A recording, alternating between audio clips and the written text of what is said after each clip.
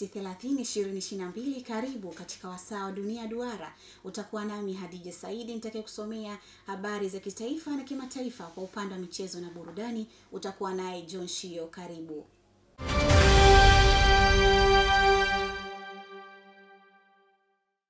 Tuanze na habari za kitaifa. Rais Samia Suluhu Hassan amewataka makamanda na maafisa wa polisi mikoa na vikosi kuzingatia haki, weledi na nidhamu katika kutimiza majukumu yao. Paskazia Pastori ana taarifa zaidi. Akifungua kikao kazi cha makamanda na maafisa polisi kilichofanyika katika shule ya polisi Moshi mkoani Kilimanjaro, Rais Samia amesema ikiwa watafanya kazi kwa weledi na kuzingatia nidhamu, malalamiko yanayoelekezwa kwa askari polisi yatapungua. Kwa nazungumza na IGP kabla sijaingia kwenye ukumbi huu, akaniambia wamebadilisha kauli mbiu ya jeshi la polisi. Kauli mbiu ya kwanza ilikuwa umoja wetu ndio nguvu yetu. Lakini nadhani anasema mmejitathmini mkaona sasa mbadilishe kauli mbiu.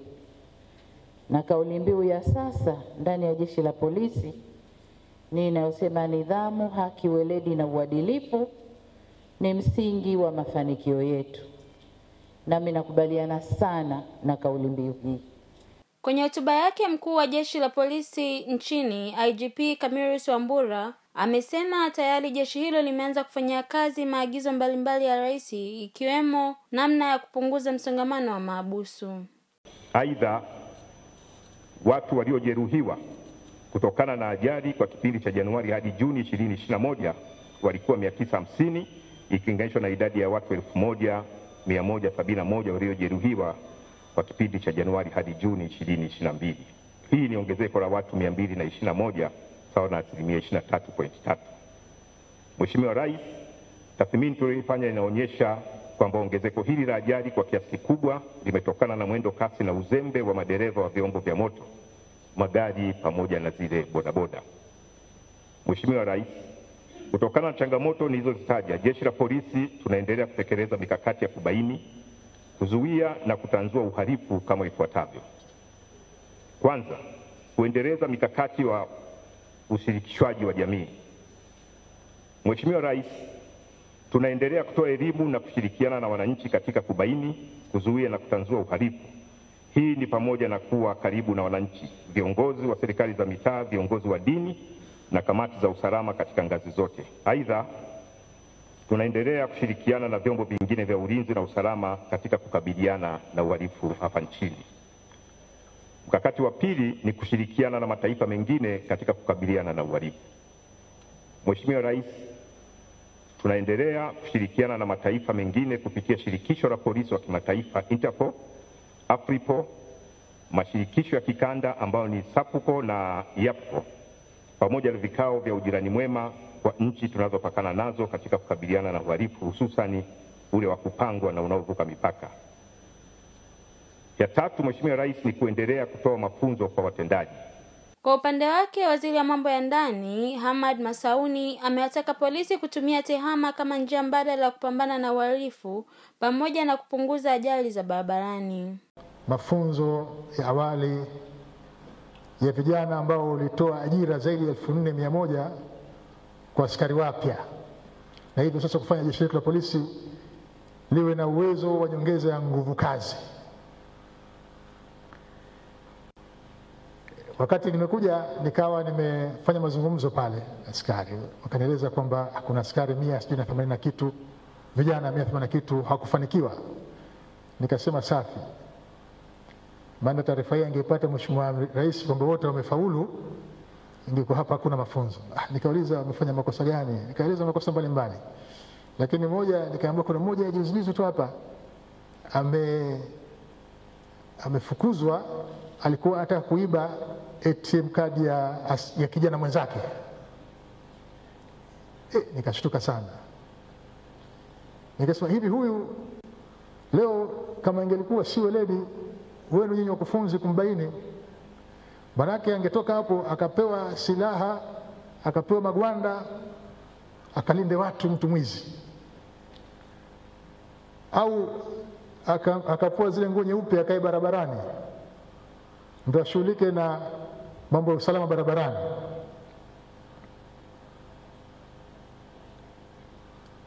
Sasa ndio maana kuna haja kubwa ya kuona umuhimu umeelekezwa Mheshimiwa Rais ya kufanya maboresho ya njia nyingi, ikiwemo kujua kijana huyu kapitapitaje mpaka kafika kwenye siku ya mafunzo tena karibia kuhitimu, kama hakuna mapungufu ya namna ya kuwapata vijana ambao wanaingia katika jeshi la polisi.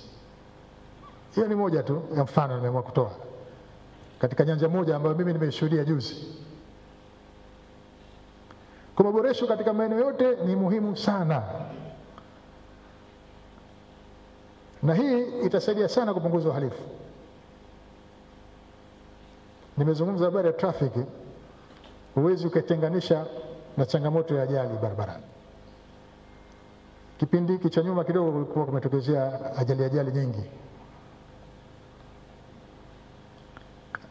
lakini Paskazia Pastori, Mlimani TV, elimu kwanza. Na shukran Paskazia Pastori.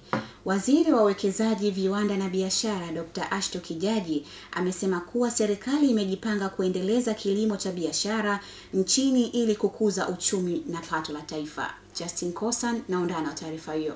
Dr. Shato amesema hayo katika mkutano wa hadhara uliohusisha wawekezaji mbalimbali na kuwataka Watanzania kujikita zaidi katika kilimo cha biashara kwa lengo la kujikwamua kiuchumi, na kusema kuwa serikali imeweka jitihada kubwa katika kuongeza uwekezaji kwenye sekta ya kilimo. Kwa hiyo ni mategemeo yetu sisi kama serikali kuona watu wote ambao wanahusika kwenye sekta hii ya kilimo tunabadilika. Sasa tunakwenda kwenye kilimo cha kibiashara.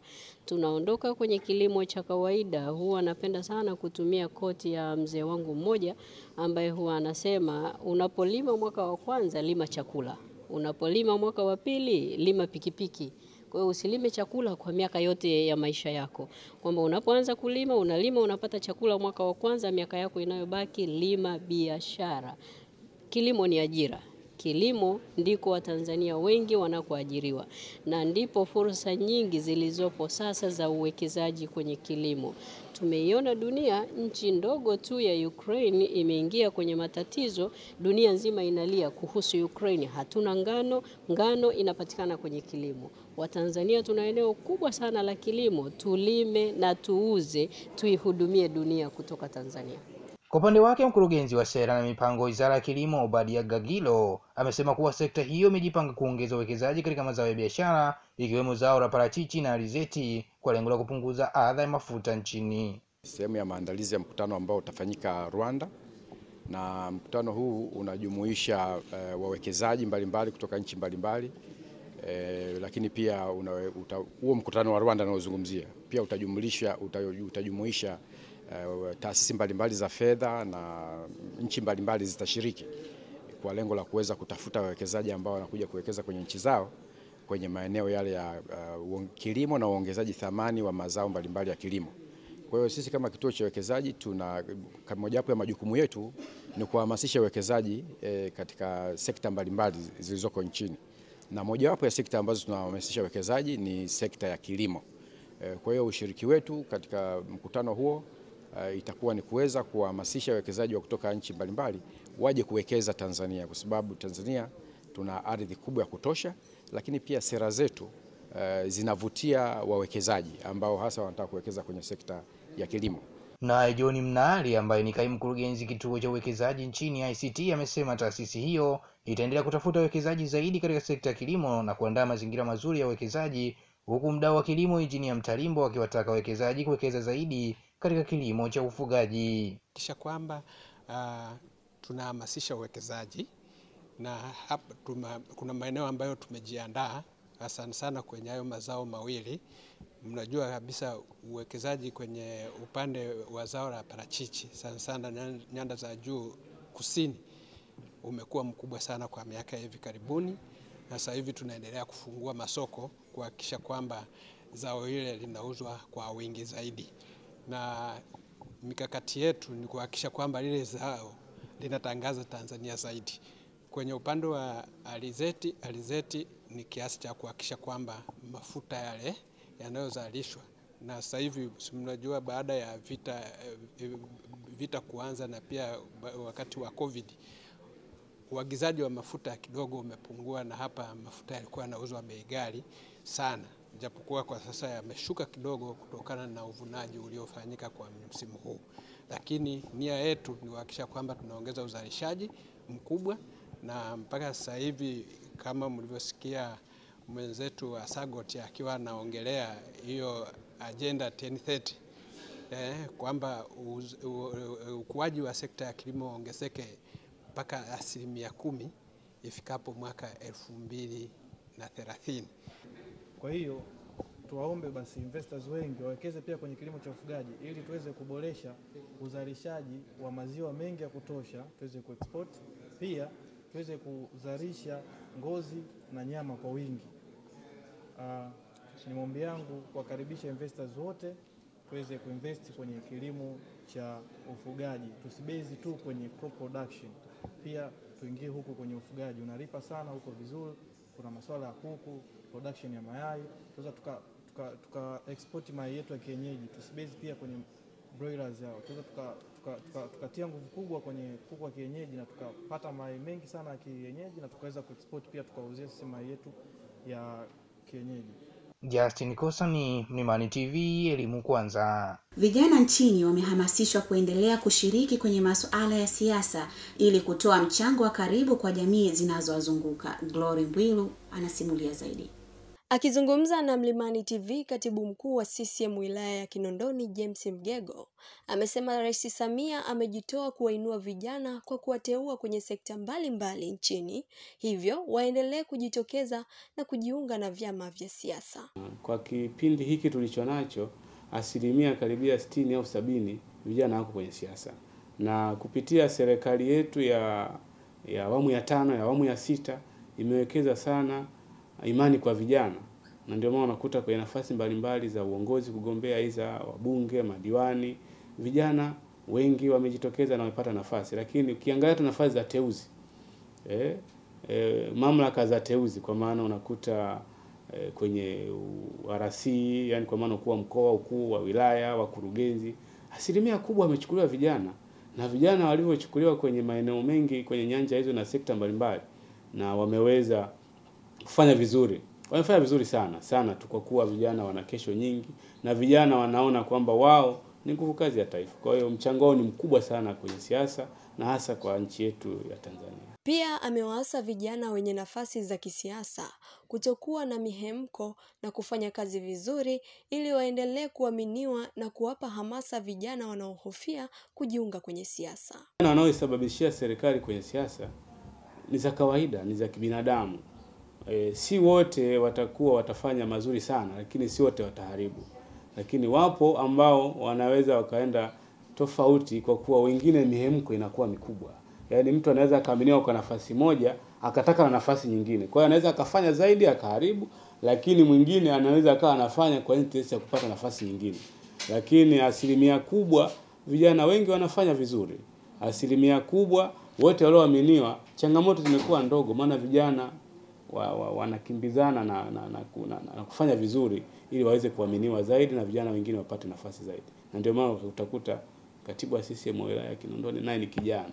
Kwa hiyo nafanya vizuri na najitahidi nifanye vizuri ili walioonyesha imani kwangu waendelee kuonyesha imani kwa vijana wengine.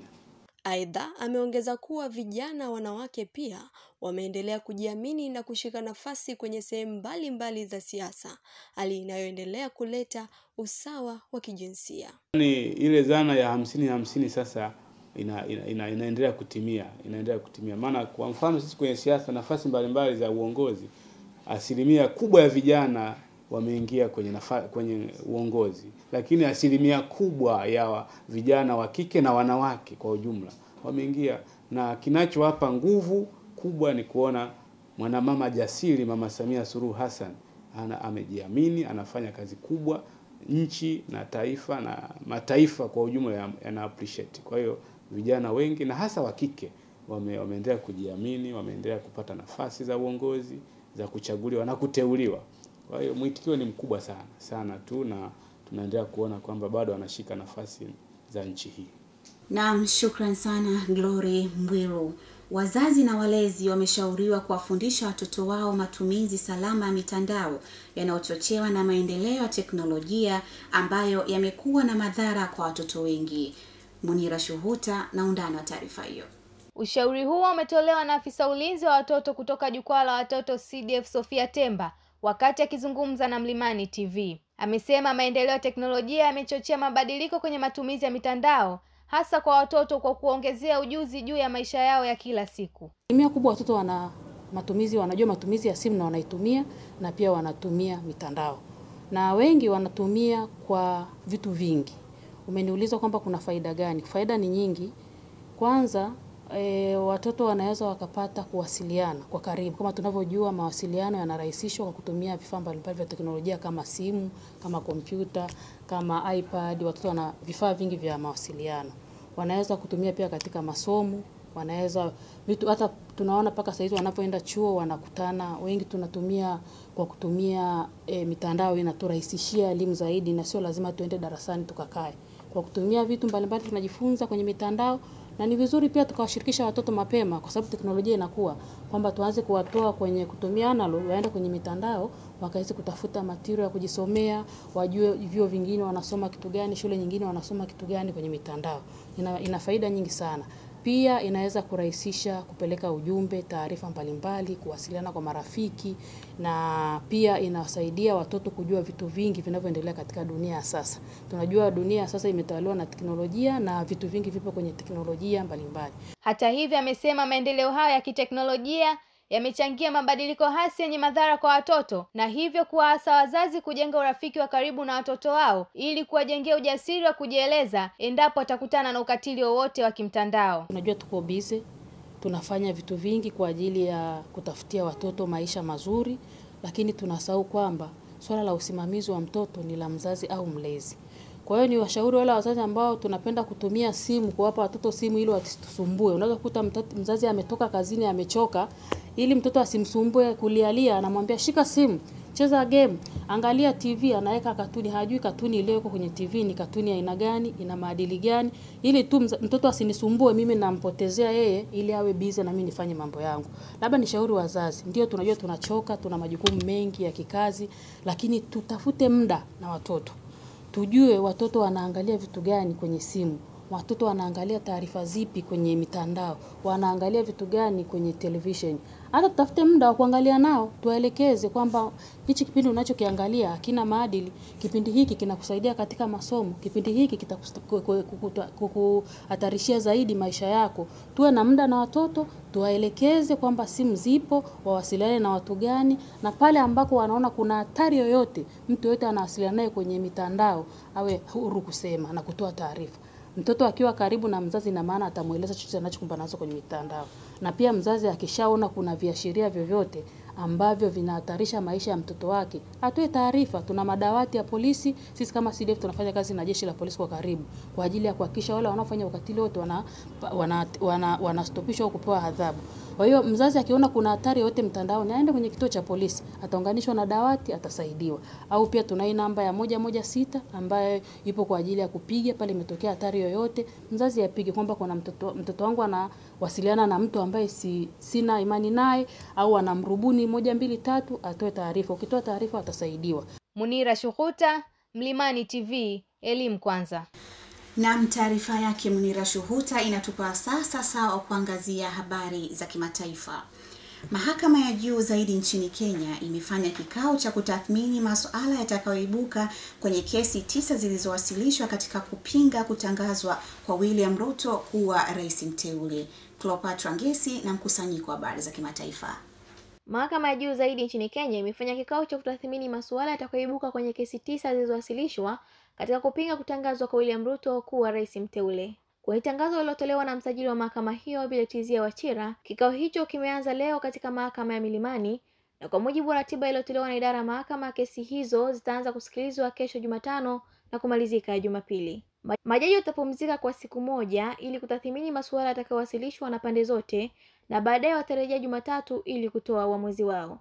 Wakati wa kikao cha leo Jumanne, mahakama inaeleza kanuni ambazo zitazingatiwa na walalamishi pamoja na mawakili wao. Huku haya yakiarifiwa, majaji 5 kutoka mataifa ya kigeni wamefika nchini kufuatia kesi ya kupinga matokeo ya urais itakayoanza leo saa 5 katika mahakama ya juu. Majaji hao wanachama wa chama cha majaji Afrika walitua nchini siku ya Jumatatu wakiongozwa na jaji mkuu mstaafu Mohamed Chande Othman wa Tanzania. Majaji wengine katika ujumbe huo ni Lilian Tibatemwa wa mahakama ya upeo Uganda, Ivy Kamanga wa mahakama ya upeo Malawi, Moses Chihengo wa mahakama ya rufaa Lesotho na Henry Bozi ambaye ni rais wa mahakama ya masuala ya uchaguzi Afrika Kusini. Wafuasi 15 wa ulama wa kidini wa madhehebu ya Kishia nchini Iraq wameuawa kwa kupigwa risasi katika eneo la majengo ya serikali mjini Baghdad jana.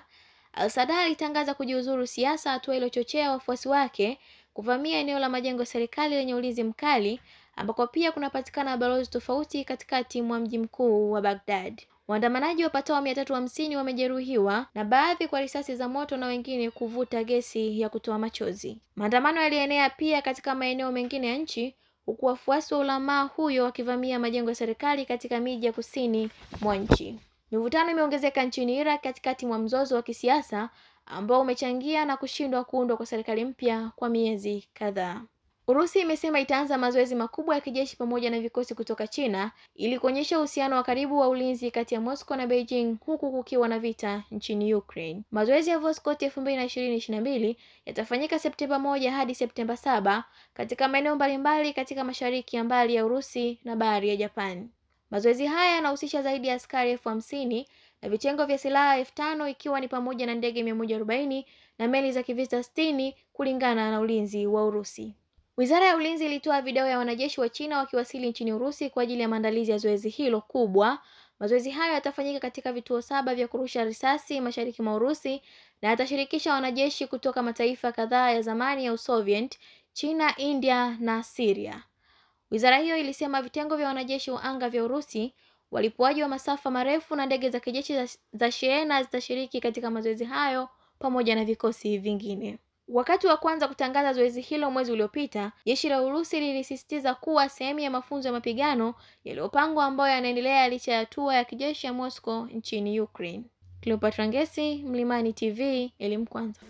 Naam, habari za kimataifa zinatupa wasaa kupata mapumziko mafupi. Tukirejea tutakuwa na habari za michezo na burudani, utakuwa naye John Shio.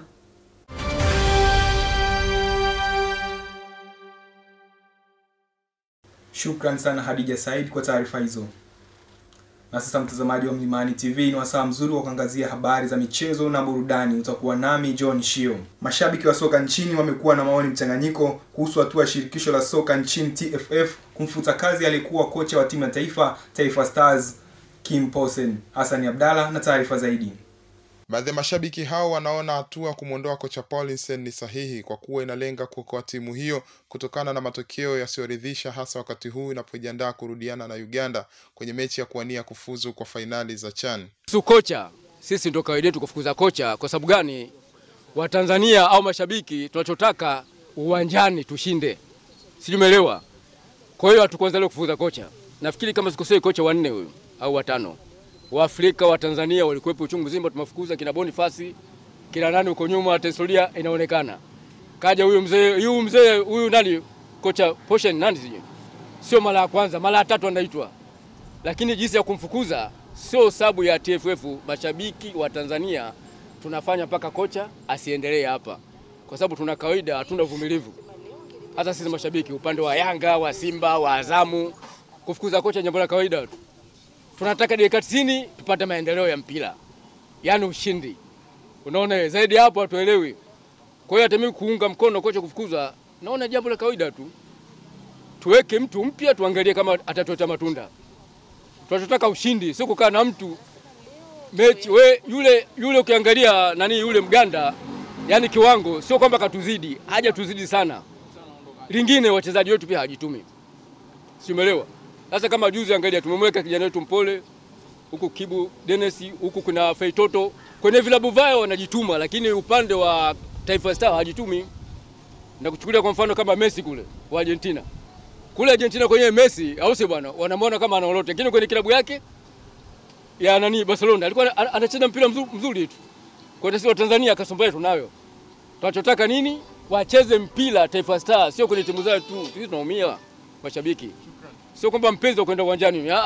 Wengine wanasema hatua kumwondoa Paulinson si sahihi na badala yake kuelekeza lawama kwa shirikisho la soka nchini TFF. Timu ya Taifa Stars kufukuzwa kwangu mimi, kwa maoni yangu, naona ni sawa, kwa sababu ukijaribu kuangalia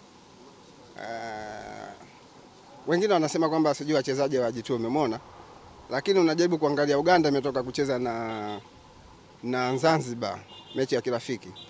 Zanzibar amepata matokeo ingawa kwa mechi ya kirafiki. Sasa tunajiuliza, na maana Zanzibar wana kikosi bora kuliko sisi bara huko, umeona? Hata ukijaribu kuangalia unaona kabisa ni kwamba kocha ameishiwa mbinu. Na muda mrefu huyo kocha anaondolewa anarudi. Umeona bwana? Kwa nini tusitafute kocha mwingine? Uganda sio tu kwa kutuzidi sisi. Kuna kipindi fulani tuliwafunga hapo kwa Mkapa hapo. Kipindi kile mpaka tukafuzu kwenda AFCON. Umeona, watu wanakumbuka. Sasa kwa nini? Kwa ni kweli kabisa kwamba kocha wetu ameishiwa mbinu za kimpira. TFF ilitangaza kumwondoa kocha Paulinson na benchi lake la ufundi kuifundisha Taifa Stars na badala yake kupelekewa timu ya vijana, huku nafasi yake ikikaimiwa na kocha Namungo Hanor Janza akisaidiwa na Mek Maxime na nafasi ya kocha magolikipa ikichukuliwa na Juma Kaseja. Hussein Abdallah, Mlimani TV, elimu kwanza. Na katika dira ya michezo, timu ya Bournemouth imemfukuza kazi kocha wake Scott Parker ambaye ameiongoza kwenye michezo 4 katika ligi kuu ya England. Allen Isaac na mkusanyiko habari za michezo kimataifa. Huku dirisha la usajili kunako ligi kuu ya England likitarajiwa kutamatika, kwa upande wa Manchester United wamekamilisha deal lao la kumpata nyota wa Brazil Anton kutoka Ajax ya Uholanzi kwa ada ya paundi milioni 100, na pia wamefanikisha uhamisho wa golikipa Martin Dubravka kwa mkopo kutoka Newcastle kwa ada ya paundi milioni 5. Pia timu ya Tottenham imefanikisha kumsajili rasmi beki wa pembeni Cristiano Romero aliyekuwa akicheza kwa mkopo klabuni hapo akitokea Atlanta. Beki huyu amesajiliwa rasmi kwa miaka 5 baada ya kukidhi viwango vilivyokuwepo kwenye mkataba. Salia huko England, timu ya Bournemouth imemfukuza kocha wake Scott Parker ambaye ameiongoza kwenye michezo 4 tu tangu ligi hiyo ianze. Kufukuzwa kwa kocha huyo kunatokana na muendelezo wa matokeo mabovu ambayo timu hiyo imeipata katika michezo yake 4. Mmiliki wa timu hiyo Demin amesema kwamba anamshukuru kocha huyo kwa huduma yake kwa kipindi alichohudumu katika klabu hiyo, hasa kwa kuwawezesha kurudi tena katika ligi kuu ya England kwa msimu wa 2022-2023. Ameongeza kwamba utafutaji wa kocha mpya umeanza mapema, huku akiwa na malengo ya kuwawezesha kujiweka sawa na kusahihisha makosa yao ili kuleta ushindani kwenye ligi hiyo. Michezo 5 ya mwisho ambayo Parker ameiongoza Bournemouth ni pamoja na Liverpool wakifunga magoli 9, Arsenal wakifunga magoli 3, Manchester City wakifunga magoli 4, Norwich kutoka sare ya magoli 2, pia dhidi ya Aston Villa wakishinda magoli 2-0. Kunako ligi kuu ya Ujerumani Bundesliga, mkuu wa bodi ya timu ya Bayern Munich Hassan ameongeza mkataba wa miaka 3 kuendelea kuwatumikia miamba hao wa Ujerumani. Katika timu hiyo Hassan amehudumu katika nyadhifa mbalimbali ikiwemo kuwa mkuu wa kitengo cha michezo kuanzia mwaka 2017 hadi 2020 alipohamia kwenye bodi ya timu, na moja mafanikio yake kwa kipindi hicho ni kushinda ligi ya mabingwa Ulaya. Muandaaji na msomaji ni Allen Isaac, Mlimani TV, elimu kwanza. Na mtazamaji wa Mlimani TV, habari za michezo na burudani zinatufikisha tamati ya Dunia Duara. Kwa niaba ya wote waliofanikisha kukuletea, ulikuwa nami John Shio na Hadija Said. Asante.